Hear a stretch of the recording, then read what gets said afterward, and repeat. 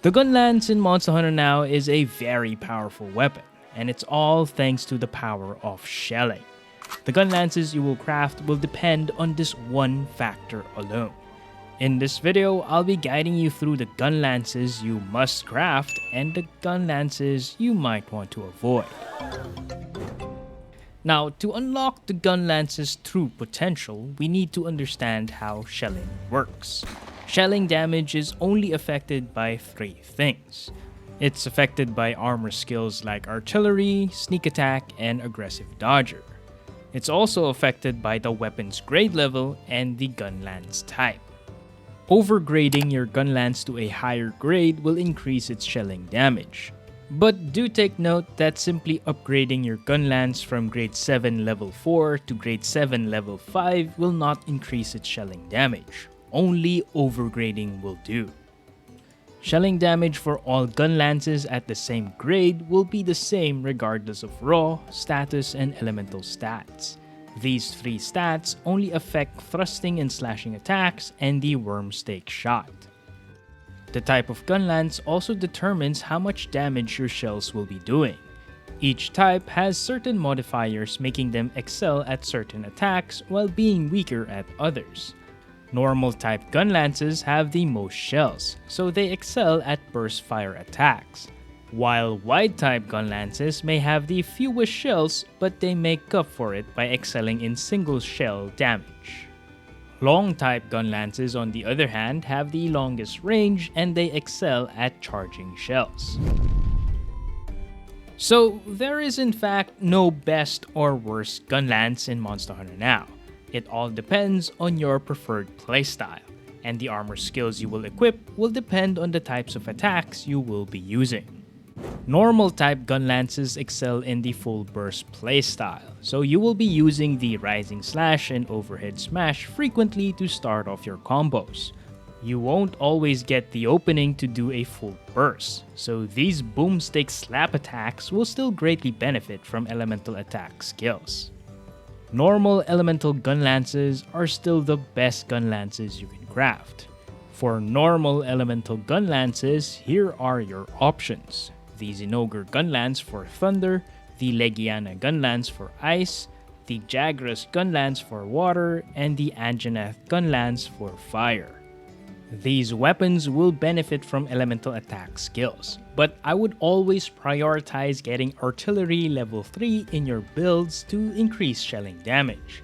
Getting that one extra shell will be very important, especially for the full burst playstyle. Then you can choose to fill up the other armor slots with elemental attack. The worm stake shot of normal Gunlances only have average damage, so this would greatly benefit from elemental attack skills as well. Next, let's talk about normal status Gunlances. To apply status effects using the Gunlance, we will need to use thrusting attacks and slashing attacks, but these moves are slow. The best way to apply status is through the worm stake. Each tick will be applying the status on the monster. To help with damage, it's important to have high raw. The higher the raw, the better. So comparing the Rathian Gunlance and the Pink Rathian Gunlance, in this case, I think the Pink Rathian is the better Gunlance due to its higher raw. But take note that the Pink Rathian Gunlance will be harder to upgrade, and you need to overgrade Gunlances in order to improve its shelling damage. So just be sure to take those factors into consideration as well when crafting a Gunlance. Now when using a wide type Gunlance, you want to be mixing in single shells with your thrusting attacks, and firing the worm stake as often as you can, since it has the best worm stake damage in the game. We should think of wide type Gunlances like it's a lance, but this time you can add an explosive attack at the end of each combo. Personally, this is my favorite Gunlance type as a lance main. It's very satisfying to see the worm stake tick with huge damage numbers.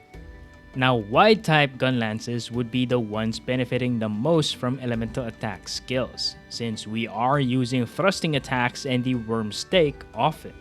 We only have very limited options for wide type Gunlances, so ideally you want to craft the ones with elemental damage.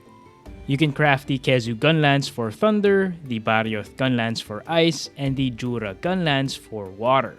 It's also worth noting that the wide type Gunlances like the Kezu and Barioth Gunlance already come with positive affinity, which comes in handy when using thrusting attacks. With long type Gunlances, we want to take advantage of this weapon's range by staying on the sidelines, charging shells, and taking potshots at the monster from afar. We would rarely use thrusting attacks and slashing attacks, so the elemental stats are not very important when it comes to long type Gunlances. Now, if you mainly use charge shots, crafting elemental long Gunlances may not be a great idea. They are harder to upgrade, so it will take more effort to increase their shelling damage. This is why I think the Bone Gunlance is one of the best long Gunlances for the charge shelling playstyle. It's very easy to upgrade and power up its shelling damage.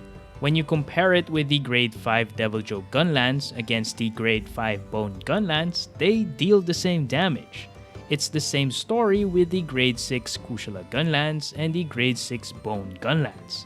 They just deal the same damage, regardless of element. The only advantage the Kushala and Deviljho Gunlance have is when you shoot the Worm Stake. Elemental Worm Stakes will surely deal more damage, but most of the time you would still be using charge shelling to deal damage.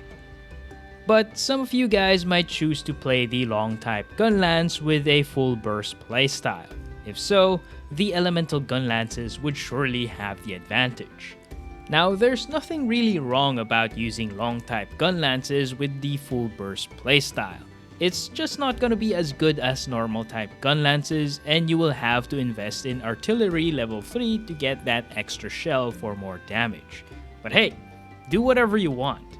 The Gunlance is flexible, and you will still deal a ton of damage no matter what. Now when it comes to the Gunlance, there is no best or worst. It all just depends on your playstyle. If you want to learn more about the different ways to play the Gunlance, then be sure to check out this video right here.